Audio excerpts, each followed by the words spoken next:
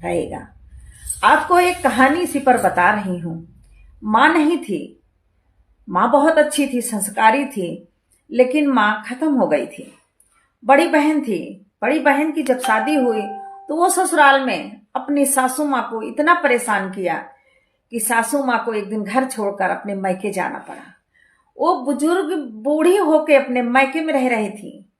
अब ये समझ लीजिए कि 50-60 साल के बाद मायके में क्या इज्जत मिलेगी। लेकिन उनका मायका सही था, उनके भतीजे अच्छे थे और अपनी बुआ को अपने घर में रखा। बहू ने इतना ज्यादा परेशान किया, उसकी बहन ने अपनी सास को इतना परेशान किया कि वो घर छोड़कर चली गई। ससुर तो पहले ही खत्म हो गए थे अपनी बहू की उदंडता से।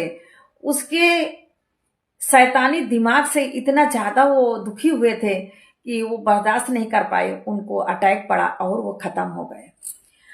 पूरा घर बर्बाद कर दिया अपना। पति उसके इशारे पर चलता था, क्योंकि पति को 24 घंटे एक ही दहशत देती थी कि अगर तुम मेरी बात नहीं मानोगे, तुम्हें दहेज प्रथा में मैं तुम्हें अंदर करा दूंगी। बेटा इसी दहशत में अपनी माँ को अपने नानी के यहाँ छोड़ दिया, क्योंकि मुझे ही अकेले झेलना है जो कुछ है। माँ तो कम से कम सुख से 2 रोटी अपने मायके में खाएगी, तो इसलिए बेटा खुद अपनी नानी के यहाँ अपनी माँ को छोड़कर आया था। अब उस बहन को अपनी छोटी बहन की जो शादी हुई थी, वो जो ससुराल गई, तो उसका सुखी जीवन उसको बिल्कुल बर्दाश्त नहीं हो रहा था।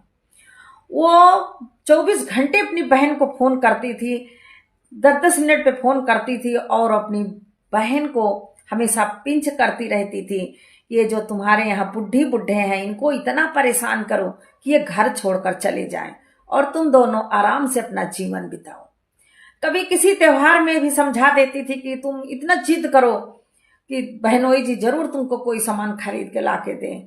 इतनी महंगाई में आदमी को रोटी चलाना मुश्किल होता है, तो वहां सोने चांदी की मांग और एक मध्यम वर्ग के लोगों के लिए तो बहुत मुश्किल काम होता है।